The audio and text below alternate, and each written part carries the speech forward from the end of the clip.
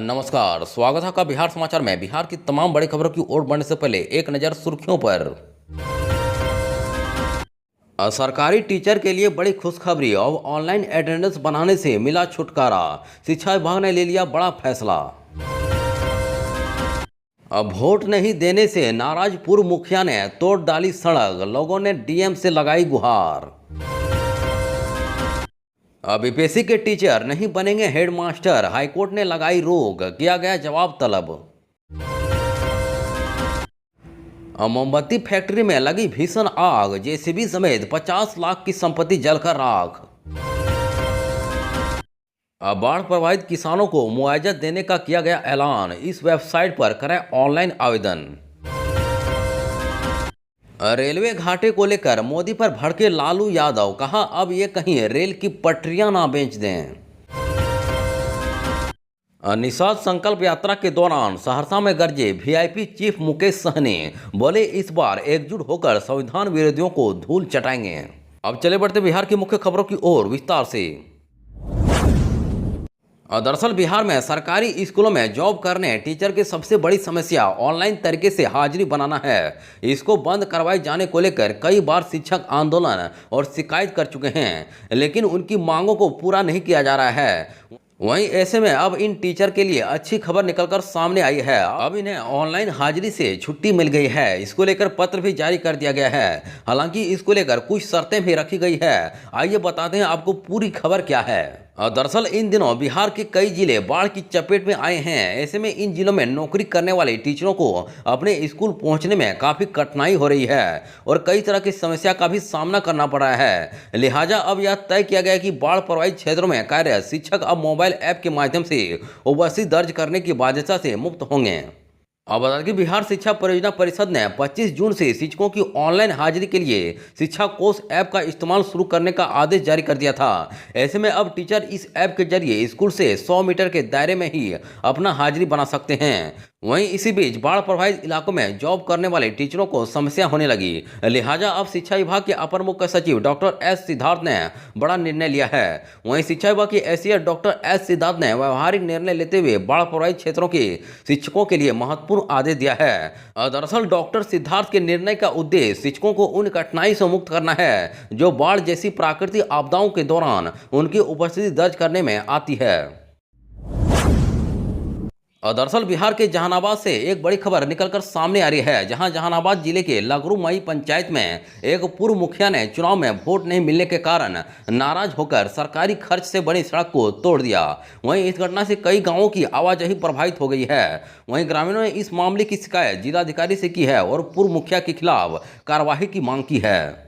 जानकारी के अनुसार पूर्व मुखिया, जिसका नाम नागेंद्र यादव उर्फ छोटन यादव है, इसने सिब्बल बिघा गांव में सड़क का निर्माण कराया था। पंचायत चुनाव में उन्हें हार का सामना करना पड़ा। इसके बाद जब वर्तमान मुखिया बिहारी यादव ने उस सड़क को पुनर्निर्माण करने का प्रयास किया तो पूर्व मुखिया और उसके समर्थकों ने ट्रैक्टर से हल चलाकर सड़क को तोड़ दिया।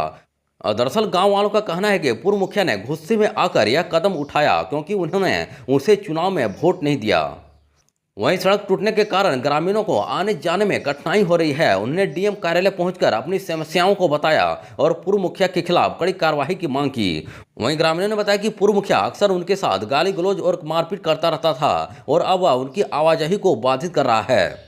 इधर इस मामले पर प्रखंड विकास पदाधिकारी अनिल मिस्त्री ने कहा कि मामला गंभीर है और इसकी जांच कराई जा रही है। दरअसल पूर्व मुखिया का तर्क है कि सड़क उनकी निजी जमीन पर बनाई गई थी, लेकिन ग्रामीणों का आरोप है कि यह राजनीतिक प्रतिरोध का मामला है। दरअसल बिहार लोक सेवा आयोग से चयनित शिक्षकों को स्कूलों में हेडमास्टर का प्रभाव दिए जाने के आदेश पर पटना हाईकोर्ट ने रोक लगा दी है। वहीं मामले की अगली सुनवाई 7 अक्टूबर को होगी। वहीं इसी बीच हाईकोर्ट ने इस मामले पर जवाबी हलफनामा दायर करने का भी आदेश दिया है। इससे पहले भी बिहार के माध्यम शिक्षा निदेशालय की ओर से पूर्व में एक आदेश जारी किया गया था।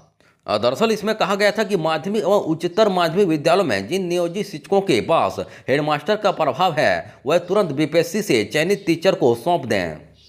अब बता दें कि जस्टिस नानी तागिया की एकल पीठ ने किशोरी दास द्वारा दाखिल रिट याचिका पर सुनवाई करते हुए यह आदेश पारित किया।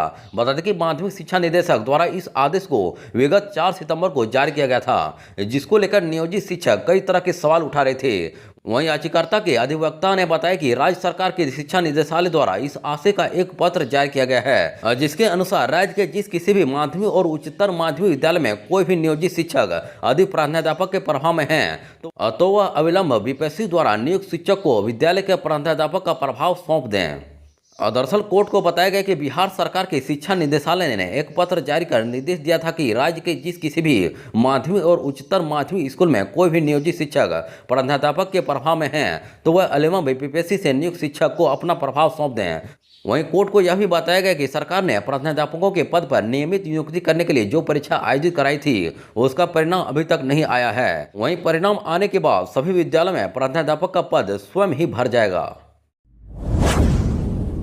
दरअसल मधुबनी में एक मोमबत्ती फैक्ट्री में भीषण आग लग गई। देखते ही देखते आग ने विकराल रूप धारण कर लिया। वहीं अगलगी की इस घटना में करीब 50 लाख की संपत्ति जलकर राख हो गई है। वहीं घटना की जानकारी मिलने के बाद मौके पर पहुंची फायर ब्रिगेड की टीम ने भारी मशक्कत के बाद आग पर काबू पा लिया। वहीं घटना रहिका थाना क्षेत्र के बिगछ चौक के पास की है। जानकारी के मुताबिक रहिका थाना क्षेत्र के जीवक चौक के पास स्थित मोमबत्ती फैक्ट्री में रविवार की सुबह मजदूर काम कर रहे थे, तभी आग लग गई और देखते ही देखते आग ने पूरी फैक्ट्री को अपनी चपेट में ले लिया। वहीं अगलगी की इस घटना के बाद मौके पर अफरा तफरी मच गई और मजदूरों ने फैक्ट्री से भागकर अपनी जान बचाई।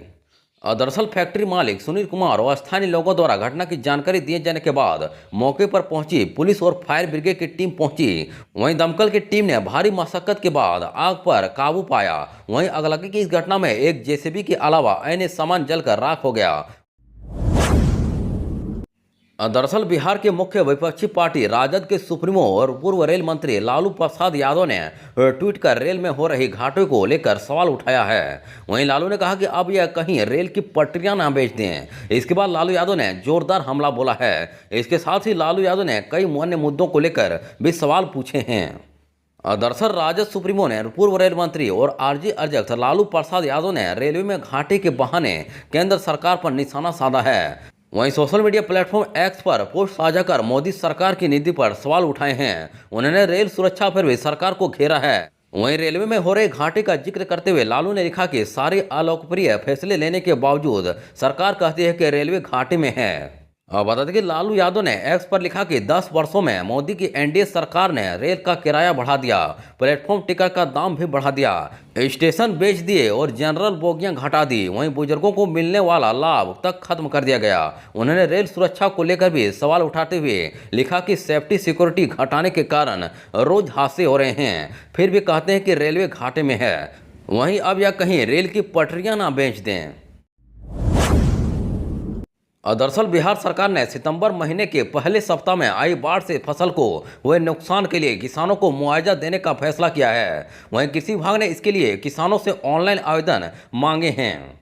वहीं सिंचित क्षेत्र के किसानों को प्रति हेक्टेयर 17,000 व असिंचित क्षेत्र में प्रति हेक्टेयर 8,500 रुपये के गणित राशि भुगतान की तैयारी की जा रही है। दरअसल सितंबर के पहले सप्ताह में गंगा में अत्यधिक पानी आने से कई जिलों के किसानों की बड़े पैमाने पर फसल नष्ट हो गई थी। इसके लिए सरकार ने फसल क्षति लागत अनुदान देने का निर्णय लिया है। वहीं कृषि विभाग ने इसके लिए किसानों से ऑनलाइन आवेदन मांगा है। रविवार को आवेदन पोर्टल का विंडो भी खोल दिया गया है। अभी तक के आकलन के अनुसार लगभग 1.5 लाख हेक्टेयर में फसल का नुकसान हुआ है। वहीं हालांकि यह आंकड़ा अधिकृत नहीं है क्योंकि जिलों से अभी तक पंचायतवार डाटा नहीं भेजा गया है। वहीं 33% क्षतिपूर्ति के लिए तत्काल कृषि विभाग की ओर से अनुदान भुगतान के लिए 200 करोड़ रुपए का प्रावधान किया गया है। इसमें सिंचित क्षेत्र के किसानों को प्रति हेक्टेयर 17,000 व असिंचित क्षेत्र में प्रति हेक्टेयर 8,500 रुपये के गणित राशि भुगतान करने की तैयारी की जा रही है। वहीं अंतिम रूप से आवेदन प्राप्त होने के बाद कृषि विभाग के समन्वयक से जांच कराया जाएगा। वहीं इस रिपोर्ट के आधार पर एडीएम आपदा अनुदान की अनुशंसा करेंगे। इसके बाद किसानों के बैंक खाते में अनुदान का भुगतान किया जाएगा। दरअसल महात्मा गांधी की कर्मस्थली चंपारण से निषाद संकल्प यात्रा पर निकले पूर्व मंत्री और वीआईपी चीफ मुकेश सहनी ने रविवार को सहरसा के कला भवन में पार्टी कार्यकर्ताओं से संवाद के दौरान कहा कि वीआईपी पार्टी निषाद समाज के अधिकार के लिए आगामी विधानसभा चुनाव में पूरे दमखम के साथ सरकार बनाएगी और निषाद समाज को आरक्षण दिलाने की लड़ाई में सफल भी होगी। वहीं सहनी ने कहा कि समाज में आज अमीर लोग अमीर होते जा रहे हैं और गरीब लोग गरीब। हिंदुस्तान के प्रधानमंत्री ने 10 साल में कुछ नहीं किया और न ही वर्तमान राज्य सरकार ने निषाद समाज के लिए कुछ किया है, सिर्फ वोट लिया और निषाद समाज को ठगा। उन्होंने कहा कि एनडीए गठबंधन के लोग लंबे लंबे भाषण देना बंद कीजिए, आप देश को बांटने की कोशिश मत करिए। आप सबसे पहले देश और बिहार के युवाओं को यह बताएं कि आपने देश के युवाओं को कितना रोजगार दिया, कितनी नौकरियां दी। आपने 2 करोड़ रोजगार की बात की थी, आपने एक युवा को नौकरी नहीं दी। उन्होंने कहा कि इस विधानसभा चुनाव में इंडिया गठबंधन की सरकार बनने जा रही है। यह संविधान का चुनाव है। बीजेपी वालों ने कहा था कि हम इस संविधान को फाड़ कर फेंक देंगे, वहीं इस बार गरीब विरोधी इस ढोंगी सरकार को उखाड़ फेंकेंगे।